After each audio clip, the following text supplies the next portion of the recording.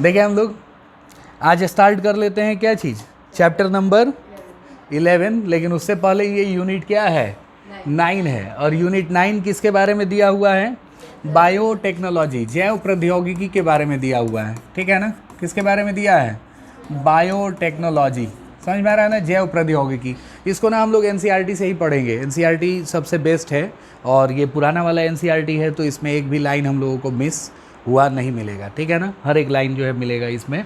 तो बायोटेक्नोलॉजी का मतलब क्या होता है पहले ये जानना होगा, फिर इसका डिफिनीशन क्या होगा वो भी हम लोग सीखेंगे। इसका डिफिनीशन किसने बनाया वो भी हम लोगों को देखना होगा। ठीक है ना, तो यहाँ बायोटेक्नोलॉजी देख रहे हैं कि ये दो वर्ड्स को कंबाइन करके बनाया गया है। ठीक है ना, कौन कौन से वर्ड्स बताएं, बायो एंड टेक्नोलॉजी। तो बायो का मीनिंग तो हम लोग जानते हैं, बायोलॉजी में जब टेक्नोलॉजी को लाएंगे, टेक्नोलॉजी का ज़माना है, देख रहे हैं ना, हर चीज़ में जो है टेक्नोलॉजी आ रहा है। समझ में आ रहा है ना, मोबाइल में टेक्नोलॉजी, लैपटॉप में टेक्नोलॉजी, अभी हम लोग जो पढ़ाई कर रहे हैं इसमें भी टेक्नोलॉजी है कि नहीं। तो सब में टेक्नोलॉजी आ गया है। अब बायोलॉजी में भाई क्यों पीछे रहेगा, बायोलॉजी में भी टेक्नोलॉजी आएगा। और बायोलॉजी में टेक्नोलॉजी को जो है ना हम लोग एग्जाम्पल से ज़्यादा समझ सकते हैं। ऐसे बोल के हम कुछ भी बताएं वो समझ में नहीं आएगा, लेकिन जब एग्जाम्पल देंगे ना तब जो है हम लोगों को पता चलेगा कि वास्तव में बायोटेक्नोलॉजी है क्या। समझ में आ रहा है ना। तो बायोटेक्नोलॉजी को समझने के लिए एक चीज़ देखें हम लोग, कुछ एग्जाम्पल्स जो है हमने शायद 11th में भी दिखाए होंगे। ठीक है ना, कुछ प्लांट्स के एग्जाम्पल जो है हम लोग देखे होंगे, एक बार फिर से देखते हैं लोग। ठीक है ना, ये प्लांट देख के और ज़रा बताएंगे क्या कभी हमने देखा है इसको। प्लांट का नाम देखें। ठीक है, एक प्लांट है जिसका नाम है पोमैटो। समझ में आ रहा है ना, पोमैटो जिसका नाम है। ठीक है ना, हम लोग पोटैटो सुने हैं, टोमेटो सुने हैं, पोमैटो क्या होता है। तो पोमैटो जो है ये वो प्लांट है जिसमें ऊपर टमाटर और नीचे क्या चीज़, आलू मिलेगा। समझ में आ रहा है ना, कितना मज़ा आएगा ऐसा प्लांट अगर मिल जाए तो। हम लोग जो है गमले में उगाएंगे आराम से छत पे जो है दोनों चीज़। ये हमारे यहाँ अभी मतलब मिल रहा है, ऐसा है ना कि ये बन चुका है लैब में, ये प्लांट लैब में बनाया जा चुका है। बट एक प्रोसेस होता है लैब टू लैंड। समझ में आ रहा है ना, मतलब लैब से अब उसको खेती में लेके आना, तो वो प्रोसेस अभी इसका चल रहा है। समझ में आ रहा है ना, पहले हर एक चीज़ चेक किया जाएगा कि जो पुराने वाले पोटैटो में न्यूट्रिशन मिलता था वही इससे भी मिल रहा है या कोई नुकसान हो रहा है, ये चीज़ें चेक की जाएंगी। चेक करने के बाद जब सही पाया जाएगा तभी उसको लैंड पे लाया जाएगा, मतलब खेती में लाया जाएगा। समझ में आ रहा है ना, खेती में तभी लेके आएंगे। और यहाँ हम लोग देख रहे हैं टमाटर, इसका भी जो है क्वालिटी चेकअप होगा, इसका भी क्वालिटी चेकअप होगा। उसके बाद जो है इसको कहाँ लाया जाएगा, लैंड पे लाया जाएगा। समझ में आ रहा है ना। तो ये प्लांट ना लैब में तैयार हो चुका है, पोमैटो प्लांट।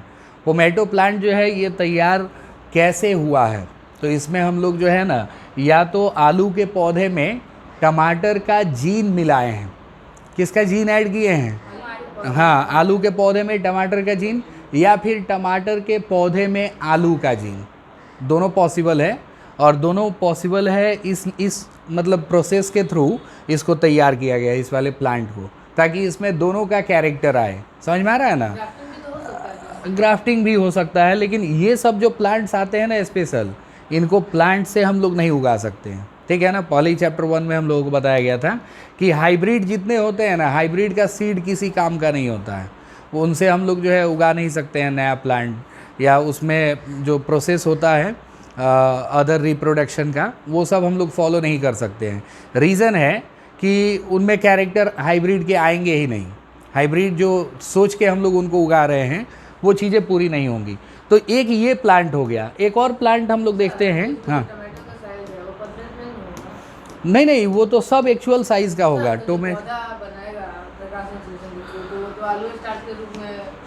स्टोर हो जाएगा, बिल्कुल कोई दिक्कत नहीं है। टोमेटो में अलग न्यूट्रिएंट्स होता है, नहीं कोई इम्पैक्ट नहीं होगा। नहीं, वो इस तरीके से डिज़ाइन किया जा रहा है, उसमें जीन ऐसा कंबाइन किया जा रहा है ना कि इस तरह की कोई चीज़ होगी ही नहीं। समझ में आ रहा है ना। ये वाला प्लांट हम लोग देख पा रहे हैं, एक बार देखेंगे, सही आ रहा है ना, वीडियो में सब कुछ लिखा हुआ दिखाई दे रहा हो, ब्लर नहीं ना हो रहा है पहले की तरह। जैसे पार्ट 6 चैप्टर 6 का जो है पार्ट 1 था, वैसे नहीं ना हो रहा है, हाँ वहाँ ठीक चलेगा तो हम लोग भी ठीक से देख पाएंगे। तो ये देख रहे हैं ना हम लोग, ये कौन सा प्लांट है बताएं? ब्रीमैटो। क्या नाम है इसका? ब्रीमैटो। ब्रीमैटो मतलब ब्रिंजल और टोमेटो। तो ये सब जादू देख रहे हैं ना, ये किसका जादू है? बायोलॉजी में टेक्नोलॉजी लाने का। समझ में आ रहा है ना? जब बायोलॉजी में टेक्नोलॉजी लाएंगे तो ऐसे प्लांट जो है जन्म लेते हैं। समझ में आ रहा है ना? दोनों का है, दोनों का लीफ आएगा क्योंकि दोनों को ऊपर ही होना है। समझ में आ रहा है ना? तो इस प्लांट में हर एक चीज़ हम लोगों को मिल जाएगा, मतलब टोमेटो भी मिला और क्या मिला? पोटैटो भी, पोटैटो नहीं, ब्रिंजल भी मिल गया। समझ में आ रहा है ना? वो भी आ जाएगा, मिर्ची वाला जीन डाल देंगे, मिर्ची भी आ जाएगा इसमें। हाँ ठीक है ना? तो ये सब पॉसिबल है। किसके थ्रू पॉसिबल है बताएं? बायोटेक्नोलॉजी के थ्रू। इसी को हम लोग कहते हैं बायोटेक्नोलॉजी, जिसमें हम लोग इस अर्थ पे कितने टाइप के ऑर्गेनिज्म रहते हैं बताएं जरा हम लोग? 1.8 मिलियन टाइप की स्पीसीज़ हैं, ठीक है ना? उनको कैटेगराइज किया जाए अगर, तो उसमें ना एनिमल्स आते हैं, जीव जंतु, उसमें प्लांट्स आते हैं, पेड़ पौधे हो गए, और कौन आते हैं? माइक्रो ऑर्गेनिजम्स, सूक्ष्म जीव। समझ में आ रहा है ना? ये बायोटेक्नोलॉजी किसी के साथ भी लग सकता है। किसी के साथ लगने का मतलब हो गया कि अगर हम लोग प्लांट को चेंज करना चाहते हैं तो प्लांट को भी चेंज कर सकते हैं, जैसा हमने दिखाया। अगर हम चाहते हैं किसी एनिमल को चेंज करना तो एनिमल को भी चेंज कर सकते हैं, और अगर हम लोग चाहते हैं किसी माइक्रो ऑर्गेनिज्म को चेंज करना तो उस माइक्रो ऑर्गेनिज्म को भी चेंज कर सकते हैं। जैसे इस चैप्टर, इस यूनिट में ना हम लोगों को दो चैप्टर मिलेंगे, 2 ही चैप्टर मिलेंगे जैव प्रौद्योगिकी के। देख रहे हैं दोनों का नाम सेम है? सेम है? ये सिद्धांत और प्रक्रम है, और ये क्या है? उपयोग। तो जब उपयोग पढ़ेंगे ना बहुत मज़ा आने वाला है। उपयोग पढ़ेंगे तो उसमें जो है हम लोगों को पता चलेगा कि बायोटेक्नोलॉजी से आज तक क्या क्या किया जा चुका है। समझ में आ रहा है ना? कौन कौन से क्षेत्र में हम लोग बायोटेक्नोलॉजी का उपयोग कर सकते हैं, ये सब हम लोगों को पता चलेगा। समझ में आ रहा है ना? तो इस तरह से जैव प्रौद्योगिकी सिद्धांत और प्रक्रम में हम लोगों को ये चीज़ें बनाना सिखाई जाएंगी। मतलब कैसे कैसे हम लोग जो है किसी प्लांट का जीन चेंज करते हैं, कैसे किसी एनिमल का जीन चेंज करते हैं, वो सब जो है किस में सिखाया जाएगा? सिद्धांत और प्रक्रम में। समझ में आ रहा है ना? लेकिन उसका उपयोग किस में होगा ये सिखाया जाएगा हम लोगों को चैप्टर 12 में, ठीक है ना? तो चैप्टर 12 भी बहुत इंपॉर्टेंट है और इसीलिए ये दोनों हम लोग लगातार पढ़ते हैं, ठीक है? तो एक और एग्जाम्पल देखें। जैसे हम लोग क्लास 10th में पढ़े होंगे कि मधुमेह के जितने भी रोगी होते हैं, मधुमेह जानते हैं ना, डायबिटीज़, तो डायबिटीज़ के जितने भी पेशेंट होते हैं उनका ट्रीटमेंट कैसे किया जाता है? इंजेक्शन दे के। किसका इंजेक्शन? बिल्कुल, पेट में लगता है इंजेक्शन, और वो इंजेक्शन ना खुद ही से लेना होता है। समझ में आ रहा है ना? हाँ, इंजेक्टिंग, ये देखें, इंजेक्टिंग इंसुलिन, ठीक है ना? कैसे इंसुलिन इंजेक्ट करते हैं ये लोग? ये देखें, जिनका शुगर बढ़ा हुआ है, शुगर लेवल जब बहुत ज़्यादा हाई हो जाता है ना तो अपने से इंजेक्शन लेना पड़ता है। किधर? हाँ, बार बार हम लोग कहाँ जाएंगे इंजेक्शन लगवाने के लिए? ये इंट्रामसलर होता है, जब जब शुगर लेवल हाई होगा तब तब जो है लेना पड़ेगा। इसका कोई टाइम शेड्यूल नहीं है, नहीं, पेट में कहीं भी। समझ में आ रहा है ना? ये देख पा रहे होंगे हम लोग, देख रहे हैं ना? इसमें लगाने के लिए कुछ सीखना ही नहीं है। 90 डिग्री पे एंगल रहना चाहिए, एकदम सीधा। ये नहीं कि तिरछा लगाना है, तिरछा नहीं लगाना, एकदम सीधा लगाना है। समझ में आ रहा है ना? 90 डिग्री के एंगल पे जो है इसको सेट करना है हम लोगों को, और इस तरीके से जो है लिया जाता है इंसुलिन का इंजेक्शन। हाँ, कहीं भी ले सकते हैं हम लोग, इंट्रामसलर होना चाहिए। तो एक बात जो है यहाँ ध्यान देने वाली होती है कि ये जो इंसुलिन आ रहा है ये कहाँ से आ रहा है? जैसे पहले क्या होता था, मतलब डायबिटीज़ जिनको होता है उनका अग्नाशय, यहाँ पे एक ऑर्गन होता है लेफ़्ट साइड में हम लोगों के, ठीक है ना? लेफ़्ट साइड में एक ऑर्गन होता है, नाम है उसका पैंक्रियाज। क्या नाम है? पैंक्रियाज, ठीक है ना? अग्नाशय क्लास 12th के 11th के चैप्टर 22 में हम लोग पढ़े होंगे, है कि नहीं? 22वें चैप्टर में हम लोग पढ़े होंगे। तो पैंक्रियाज का काम क्या होता है बताएं? पैंक्रियाज का काम होता है इंसुलिन बनाना, ठीक है ना? ग्लूकागॉन बनाना। तो ग्लूकागॉन जो है ये ब्लड शुगर लेवल हाई करता है, और इंसुलिन जो है ब्लड शुगर लेवल लो करता है, दोनों बैलेंस रखता है, दोनों का उत्पन्न होना जरूरी है। तो जब हमारा पैंक्रियाज प्रभावित होता है, जब हमारा अग्नाशय ठीक से काम नहीं करता है, तो उस समय इंसुलिन का बनना बंद हो जाता है। इंसुलिन बनना बंद हो जाएगा, बस आदमी में शुगर जो है ज़्यादा होने लगेगा, क्योंकि ग्लूकागॉन तो बन रहा है, वो शुगर लेवल हाई करेगा। समझ में आ रहा है ना? तो शुगर का लेवल हाई हो जाता है किस में? इंसानों में जिनको डायबिटीज़ हुआ है। दोनों अग्नाशय बनाता है, ठीक है ना? ग्लूकागॉन और इंसुलिन दोनों अग्नाशय ही बनाता है। तो इंसुलिन जो हो गया ना, ये जब नहीं बनेगा तभी आदमी को जो है क्या होता है? शुगर होता है, डायबिटीज़ होती है, ठीक है ना? डायबिटीज़ मेलाइटस इसको हम लोग कहते हैं। तो डायबिटीज़ मेलाइटस को ठीक करने के लिए इंसुलिन का इंजेक्शन लगाना पड़ता है। कहाँ से आएगा वो इंसुलिन? अभी हम लोग देख रहे हैं कि वो तो तैयार हो रहा है हमारे पैंक्रियाज में। किससे मांगने जाएंगे? ब्लड जो है मांगने जाएंगे, वो कोई दे देगा, ये लीजिए 100 ग्राम, ठीक है, काम चलाइए इससे। इंसुलिन कोई नहीं देगा। समझ में आ रहा है ना? इंसुलिन कैसे मिलेगा फिर हम लोगों को? इंसुलिन लेने के लिए हम लोग जो है ना इतने ज़्यादा स्वार्थी बन गए कि दूसरे जानवरों को मार के और उनके शरीर से इंसुलिन निकाल के और तब जो है मार्केट में उसको सेल किया जाता था, और वही लोग लेते थे पहले के टाइम में, जब बायोटेक्नोलॉजी नहीं था तब। समझ में आ रहा है ना? तो अब वो दोनों बता रहे हैं। तो पहले के ज़माने में ज़्यादातर ना सुअरों को मार के और उनसे इंसुलिन निकाल के तब मानव में दिया जाता था इंजेक्शन के थ्रू। बिल्कुल हानिकारक होगा, उसके बॉडी में कई तरह के एंटीजेंस होते हैं। अब वो जाने के बाद जो है एलर्जिक रिएक्शन करवाएंगे हमारी बॉडी में। पता चला एक बीमारी को ठीक करने के लिए हम लोग इंजेक्शन ले रहे हैं, तब तक दूसरा हो गया है कि नहीं? तो उस प्रोसेस को ना बंद कर दिया गया इसके आने के बाद, जैव प्रौद्योगिकी के आने के बाद जो है बंद कर दिया गया। सन 1983 में एक कंपनी आई थी अमेरिका की। जानते हैं हम लोग इस सब में अमेरिका जो है क्या होता है, ज़्यादा आगे रहता है। समझ में आ रहा है ना? ह्यूमन जीनोम प्रोजेक्ट की भी शुरुआत किसने की थी? अमेरिका ने ही की थी, याद है ना? कितना साल का प्रोजेक्ट था? 13 साल का। कितना टाइम लग गया उसको पूरा होने में? 2006 में, मई 2006 में जो है पूरा हुआ था। किसके चलते? गुणसूत्र संख्या 1 के चलते। क्यों? क्योंकि उस पर 2968 जीन पाए जाते हैं। ये सब पढ़े हैं ना जी हम लोग? ठीक है, अच्छी बात है।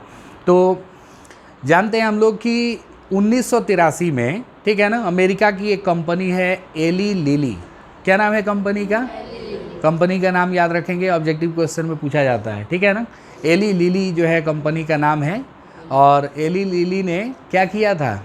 इंसुलिन बनाने का तरीका ढूंढ लिया। पता है कैसे? वो इसेरिचिया कोलाई जीवाणु से। इसेरिचिया कोलाई का नाम अभी तक हम लोग कितनी बार पढ़ चुके हैं ना?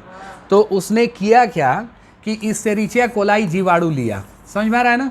एली लिली कंपनी ने कौन सा जीवाणु लिया बताएं? इसेरिचिया कोलाई। और उसमें एक जीन डाला मानव के पैंक्रियाज से। समझ में आ रहा है ना? मानव के पैंक्रियाज से, ठीक है ना? जो जीन रिस्पॉन्सिबल था क्या बनाने के लिए बताएं? इंसुलिन बनाने के लिए, ठीक है ना? इंसुलिन बनाने वाले जीन को निकाला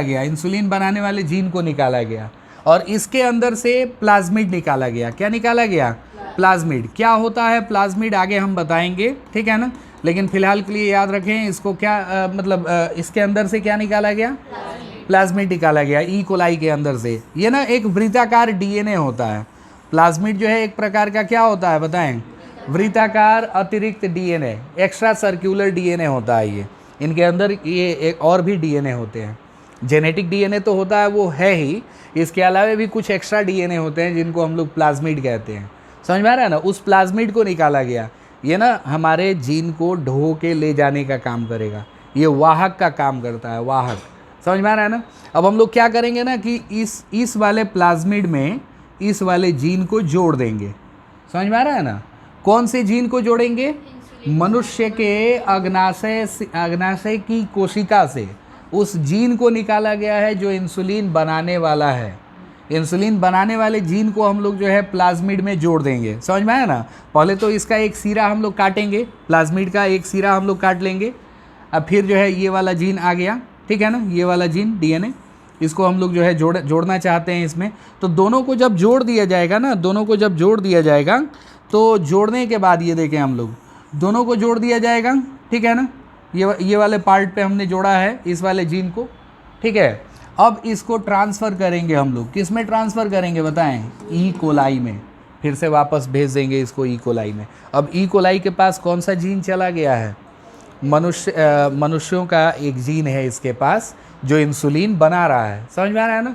तो इंसुलिन बनाने वाला जीन ई कोलाई के पास चला गया है। हम लोग पढ़े हैं चैप्टर 6 में ई कोलाई को रिप्रोडक्शन करने में कितना टाइम लगता है बताएं? 2 मिनट नहीं 2 मिनट नहीं, 18 मिनट 20 मिनट, दोनों ऐड करके बताएंगे।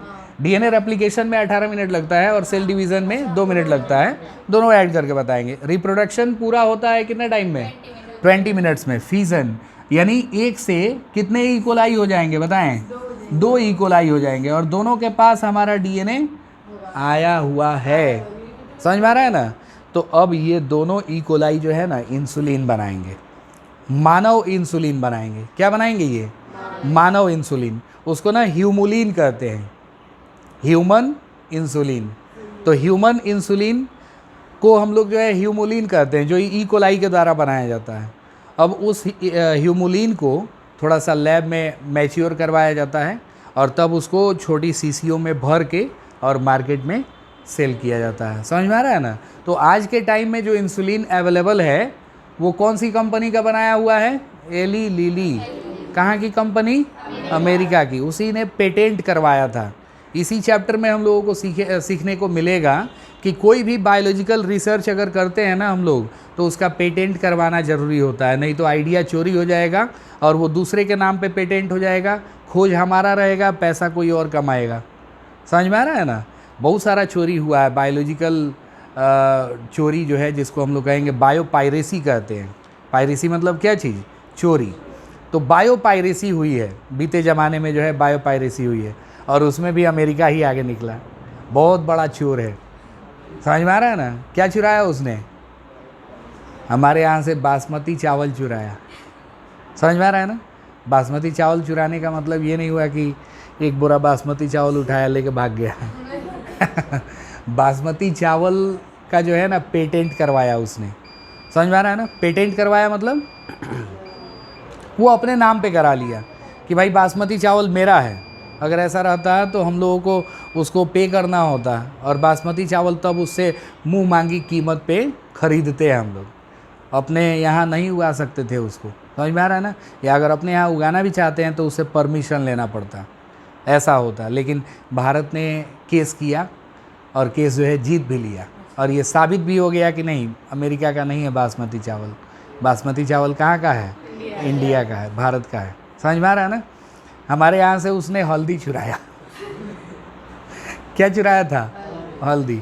हमारे यहाँ से उसने नीम चुराया था, समझ में आ रहा है ना। ये सब जितनी आयुर्वेदिक औषधियाँ वगैरह हैं, नहीं वो उसकी कहानी अलग है, लेकिन ये सब जो बायोलॉजिकल चीज़ें हैं वो बहुत ज़्यादा चोरी हुई है पहले के टाइम में।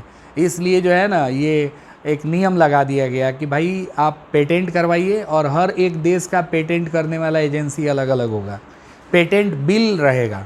अगर कोई दूसरा आदमी दूसरे के रिसर्च का पेटेंट अपने नाम पे करवाता है, उसके नाम पे जो है केस हो जाएगा, समझ में आ रहा है ना। ऐसी चीज़ें जो है लाई गई। तो ये भी हम लोगों को बायोटेक्नोलॉजी में ही सीखने को मिलता है। तो देख रहे हैं बायोटेक्नोलॉजी, बायोलॉजी में जब टेक्नोलॉजी लाते हैं तो क्या होता है? इंसुलिन जो हमारे शरीर में बन रहा था अब वो हम लोग लैब में तैयार कर सकते हैं।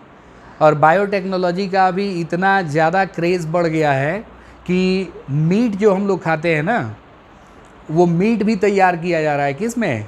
लैब में, ठीक है ना। लैब में मीट जो है तैयार किया जा रहा है। बड़ा हम लोग जाते हैं मुर्गे की दुकान पे, कहते हैं हमको ये नहीं ये चाहिए, ये नहीं ये चाहिए हमको, है कि नहीं।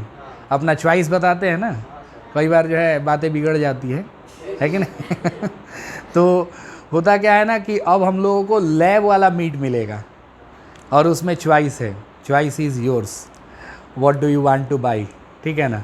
हम लोग क्या ख़रीदना चाहते हैं, अब ये हमारे पास ऑप्शन है। चाहिए हम लोगों को सिर्फ जो है उन लोगों का गिजार्ड, पथरी मिलेगा। चाहिए सिर्फ उन लोगों का लीवर मिलेगा, समझ में आ रहा है ना। जो चीज़ चाहिए वो हम लोगों को मिलेगा, क्योंकि वो लैब ग्रोन मीट है, वो ना लैब में तैयार किया गया है, मुर्गे के ही सेल को लिया गया है। अवेलेबल हो गया हाँ, वो अवेलेबल है। विदेशों में हम लोग देखें पैकेट वाले मीट आते हैं ना, उसमें से मोस्टली जो है वो लैब ग्रोन मीट होते हैं। पैकेट में आता है, मीट भी पैकेट में आता है, मछली भी पैकेट में आती है, ठीक है ना। और चाइना जो है इस काम में सबसे आगे है, इस काम में सबसे आगे चाइना है। पता है उसका शिप एक एक ऐसा है कि वो शिप जाएगा समुंदर में, मछली जो है फिशिंग किया, मछली मारा, दिखाए थे ना, तो मछली मारा और इतनी मछली मार लेता है कि मतलब कई दिन तक चलेगा वो, समझ में आ रहा है ना। और शिप में ही उसके इंतज़ाम है किसका, मछली को काटने का, उसको प्रोसेस करने का, और प्रोसेस करके वहीं पे पैक भी हो जाता है शिप में ही, और उसके बाद शिप से ही चला गया जहाँ भेजना है। अगर दूसरी जगह भेजना है दूसरी जगह जाएगा, चाइना में लाना है चाइना में आएगा। तो ये व्यवस्था अभी हो चुकी है। तो बायोलॉजी में जब टेक्नोलॉजी लेके आते हैं हम लोग, तो ये सब चीज़ें जो है देखने को मिलती हैं हम लोगों को, ठीक है ना। आज से PDF जाना हम लोगों का शुरू होगा, काफ़ी दिन हो गया है ना, आज से PDF जाना शुरू होगा तो 14 दिन बाद। हाँ, देखिए हम लोग हर एक यूनिट में पता है NCERT जो है कुछ वैज्ञानिक लोगों से हमारा परिचय करवाता है, तो यहाँ भी हम लोगों को परिचय करना होगा। किन से, हर्बर्ट बोयर, ठीक है ना। और ये अकेले नहीं थे, एक और थे इनके दोस्त, समझ में आ रहा है ना, एक और इनके दोस्त थे और उनका नाम थोड़ा छुपा हुआ है। यहाँ देखेंगे, यहाँ देख पा रहे हैं क्या नाम लिखा हुआ है बताएं, स्टैनले कोहेन, ठीक है ना। हर्बर्ट बोयर और स्टैनले कोहेन, इस चैप्टर में इन लोगों का नाम बार बार आएगा, समझ में आ रहा है ना। और ये लोग काफ़ी ज़्यादा खास थे, पता है कैसे, इन लोगों ने अपना मतलब रिसर्च में बहुत बड़ा रोल प्ले किया था। रिसर्च में ये लोग जो है बहुत बड़ा रोल प्ले किए थे। देखें हर्बर्ट बोयर, इनका जन्म कब हुआ था बताएं, 1936 में, ठीक है ना। इनका पालन पोषण जो है वो पश्चिमी पेंसिल्वेनिया में हुआ, ठीक है ना, वहाँ के एक कोने में जहाँ रेल, सड़कें, सुरंगें, ये सब जो है अधिकांश किशोर व्यक्तियों की क्या थी, नियति थी। वैसे जगह पे इनका जो है पालन पोषण हुआ था। इन्होंने अपना ग्रेजुएशन पूरा किया था, ग्रेजुएशन पूरा किया, ठीक है ना। कौन से विश्वविद्यालय, पिट्सबर्ग के यूनिवर्सिटी से इन्होंने अपना क्या किया, ग्रेजुएशन। स्नातक किसको कहते हैं, अभी हम लोग नेक्स्ट क्लास में जो जाएंगे वो कौन सा क्लास होगा, स्नातक होगा, ठीक है। और उसके बाद किस में जाएंगे, स्नातकोत्तर, ठीक है। वर्ष 1963 में येले, ठीक है ना, में 3 वर्षों तक इन्होंने क्या किया था बताएं, PG पोस्ट ग्रेजुएशन, समझ में आ रहा है ना। और वर्ष 1966 में अब शुरू होता है इनका, ये देखें कार्यकाल। 1966 में सैन फ्रांसिस्को में कैलिफोर्निया विश्वविद्यालय में इनको जो है जॉब मिला, किसका, सहायक प्राध्यापक का कार्यभार ग्रहण किया, समझ में आ रहा है ना। 1966 में। और इन्होंने अपना प्रयोग शुरू किया कब, ये देखें 1969 में। 1969 की बहुत सारी चीज़ें हैं बायोलॉजिकल, जैसे RH विटेकर का हम लोग देखते हैं 5 किंगडम क्लासिफिकेशन, वो भी कब आया था, 1969 में ही आया था, ठीक है ना। तो 1969 में इनको ई कोलाई, इनको भी कोई और बैक्टीरिया नहीं मिला कौन मिला, ई कोलाई मिला, ठीक है ना। ई कोलाई बैक्टीरिया, पता है इसको क्यों लेते हैं, बहुत इजी है और बहुत सिंपल ऑर्गेनिज्म है, सबसे ज़्यादा साधारण है। रिप्रोडक्शन भी जो है जल्दी होता है, जनरेशन भी इसका जल्दी बन जाता है। 20 मिनट में एक जनरेशन पूरा, अगले 20 मिनट में दूसरा जनरेशन पूरा, समझ में आ रहा है ना। तो इतना जल्दी कोई ग्रो नहीं कर पाएगा। वही लाइफ स्पैन इनका हम लोग नहीं कह सकते हैं, ये तो यूनिसेलुलर है ना। जैसे ही बच्चे से जवान होगा तब तक डिवाइड होके फिर बच्चा बन गया, वही समझते हैं ना हम लोग, यूनिसेलुलर है। इनका कभी डेथ होता है क्या, डेथ नहीं होगा तो हम लोग लाइफ स्पैन इनकी बता सकते हैं, नहीं बता सकते हैं, ठीक है। तो ई कोलाई बैक्टीरिया जो होते हैं ना, इनके प्रतिबंधन एंजाइम पर अध्ययन संपन्न किया। ये प्रतिबंधन एंजाइम ना इस चैप्टर के लिए एकदम समझ लें हम लोग की बहुत इंपॉर्टेंट चीज़ है, ठीक है ना। प्रतिबंधन एंजाइम चैप्टर 6 में हमने थोड़ा सा इसके बारे में बताया होगा। प्रतिबंधन एंजाइम, रेस्ट्रिक्शन एंजाइम, इनको आणविक कैंची कहते हैं हम लोग, याद आ रहा है क्या कहते हैं, आणविक कैंची। और उस बार हमने बताया होगा कि चैप्टर 11 में इनको डिटेल में पढ़ेंगे, समझ में आ रहा है ना। अभी तक करीब करीब जो है 900 प्रतिबंधन एंजाइमों की खोज हो चुकी है, समझ में आ रहा है ना, 900 से अधिक प्रतिबंधन एंजाइमों की खोज हो चुकी है। तो सबसे पहली बार प्रतिबंधन एंजाइम के बारे में किसने अध्ययन किया था बताएं? हर्बर्ट बोयर ने। कब? 1969 में। किस में? ई कोलाई बैक्टीरिया में। किस में स्टडी किए थे? ई कोलाई बैक्टीरिया में। समझ में आ रहा है ना? प्रतिबंधन एंजाइमों को स्टडी किया था इन्होंने, ठीक है ना? तो प्रतिबंधन एंजाइम क्या होते हैं बताएं? इनको हम लोग एक दूसरा चीज़ जाने थे, आणविक कैंची कहते हैं। ये डीएनए को काटते हैं छोटे छोटे खंडों में। समझ में आ रहा है ना? डीएनए को छोटे छोटे खंडों में क्या करते हैं? काटने का काम करते हैं। आराम से आराम से समझ में आ रहा है ना? डीएनए को छोटे बड़े खंडों में काटने का काम कौन करते हैं बताएं? आणविक कैंची, मोलेकुलर सीजर, ठीक है ना? Molecular scissor.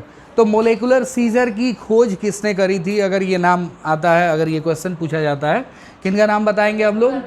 हर्बर्ट बोयर का नाम बताएंगे, ठीक है ना? यहाँ लिखा भी है कि इन एंजाइमों में डीएनए स्ट्रैंडों को विशेष आकृति में काटने की क्षमता होती है, और जहाँ से ये डीएनए को काटते हैं ना, अलग अलग करते हैं, उसको हम लोग छिपछिपे सिरे या छिपछिपे छोर कहते हैं।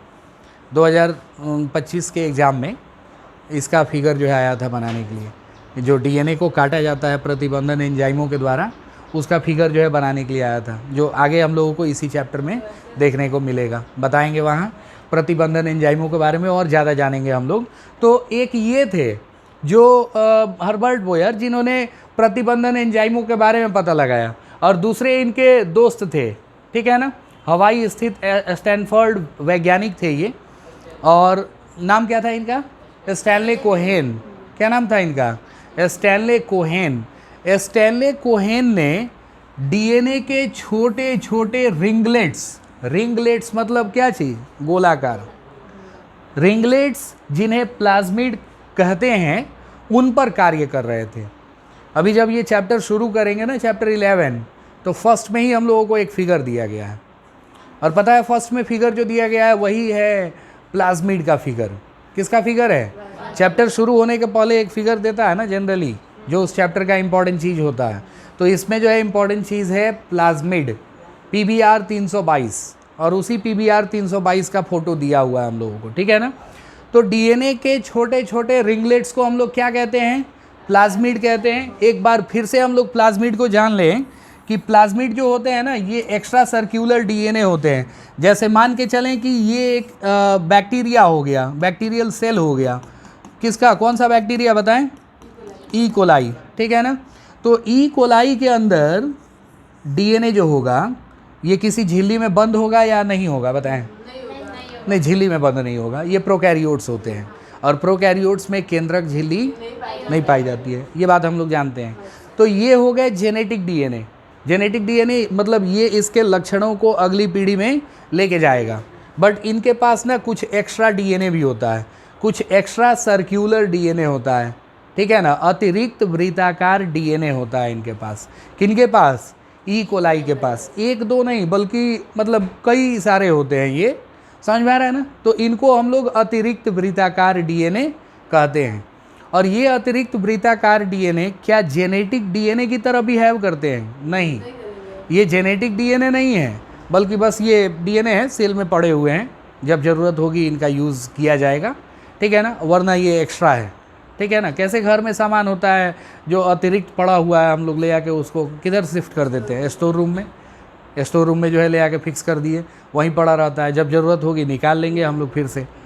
तो इन्हीं एक्स्ट्रा सर्क्यूलर डीएनए को हम लोग कहते हैं क्या चीज़? प्लाज्मिड। क्या कहते हैं? प्लाज्मिड कहते हैं। क्या कहेंगे इनको हम लोग? इनको प्लाज्मिड कहा जाएगा। क्या कहा जाएगा? प्लाज्मिड। समझ में आ रहा है ना? और ई कोलाई के अंदर से एक पॉपुलर प्लाज्मिड जो है निकाला गया था, नाम था उसका PBr 322, ठीक है ना? चैप्टर 6 में हमने बताया था कि PBr 322 में कितने बेस पेयर होते हैं, याद है किसी को? मनुष्यों के द्विगुणित कोशिका में कितने क्षार युग्म होते हैं? 6.6 इंटू 10 टू द पावर 9। और अगुणित में? बिल्कुल। और ई कोलाई में 4.6 इंटू 10 टू द पावर 6, ठीक है ना? और उसी में हमने सबसे लास्ट वाला बताया था PBr 322। नहीं, वो जो है 4300 4361 4361 जो है बेस पेयर होते हैं किसमें, PBR 322 में, PBR 322 में। समझ में आ रहा है ना।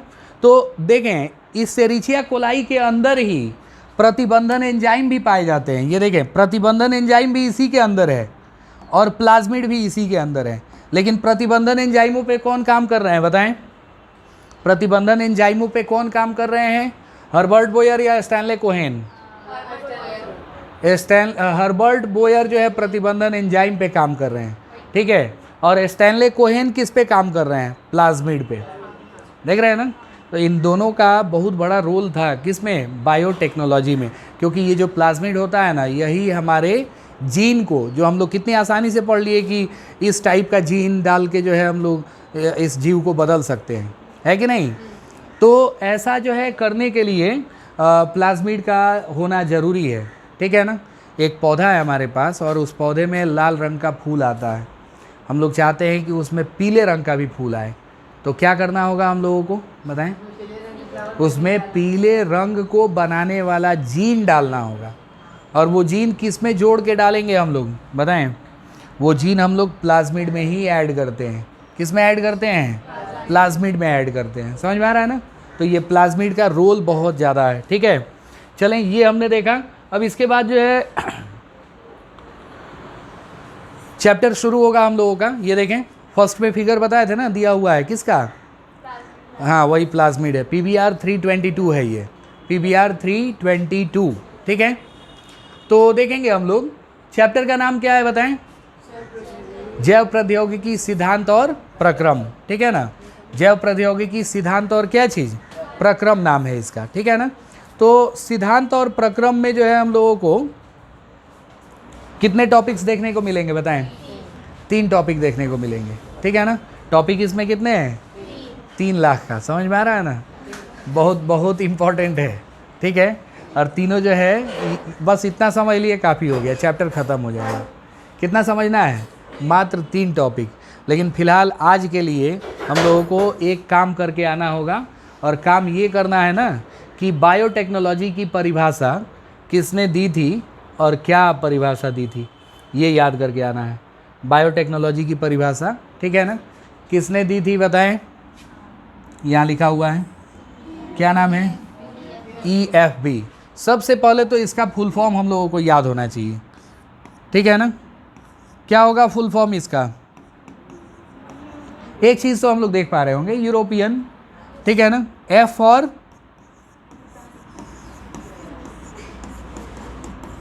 फेडरेशन ऑफ क्या चीज़, बायोटेक्नोलॉजी, बिल्कुल।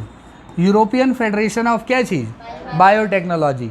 EFB का फुल फॉर्म क्या होगा, यूरोपियन फेडरेशन ऑफ बायोटेक्नोलॉजी। कई बार बच्चे लोगों को कंफ्यूज करता है एग्जाम में, कह देगा कि बताइए EFB का फुल फॉर्म क्या होगा, और 4 जो है नाम EFB से रिलेटेड दे दिया जाएगा। हम लोगों को समझना है कि भाई उसका फुल फॉर्म क्या होगा, ठीक है ना। तो फुल फॉर्म हम लोग क्या याद किए हुए हैं बताएं, European federation of biotechnology. European federation of क्या चीज़, बायोटेक्नोलॉजी, ठीक है ना। इसी ने परिभाषित किया था किसको, जैव प्रौद्योगिकी को। हिंदी में इसका नाम क्या है बताएं, यूरोपीय जैव प्रौद्योगिकी संघ। यूरोपीय जैव प्रौद्योगिकी संघ। क्या बताया था इसने, इसने बताया था कि नए उत्पादों और सेवाओं के लिए, समझ में आ रहा है ना, नए उत्पादों और क्या चीज़, सेवाओं के लिए, ठीक है ना। किसका, प्राकृतिक विज्ञान और जीवों, कोशिकाओं और इसके अंग का आणविक अनुरूपों का समायोजन। आणविक अनुरूपों का क्या चीज़, समायोजन, यही कहलाता है क्या चीज़, बायोटेक्नोलॉजी, ठीक है ना। ये परिभाषा ऐसे समझ में नहीं आ रही होगी, लेकिन इसको हम लोग समझें कि अगर हम लोग किसी जीव के आणविक अनुरूप का मतलब क्या, DNA, सिंपल सी बात है। किसी जीव के DNA को अगर हम लोग मैनिपुलेट कर रहे हैं, मैनिपुलेट मतलब बदल रहे हैं, उसका असली वाला जो आणविक अनुरूप है उसको हम लोग चेंज कर रहे हैं। किस लिए चेंज कर रहे हैं, मात्र 2 चीज़ के लिए, क्या क्या, नए उत्पाद या फिर जो है नई सेवाएं। समझ में आ रहा है ना। नए उत्पाद या नई सेवाओं के लिए अगर हम लोग उनको बदल रहे हैं, बस इसी को कहा जाता है क्या चीज़, बायोटेक्नोलॉजी। क्या कहा जाता है बताएं, बायोटेक्नोलॉजी कहा जाता है। समझ में आ रहा है ना। और बायोटेक्नोलॉजी से बहुत सारी चीज़ें जो है, जैसे देखें हम लोग डबल रोटी, शराब, ठीक है ना, इन सबको जो है तैयार करना सीख चुके हैं हम लोग। किसके द्वारा, बायोटेक्नोलॉजी के द्वारा।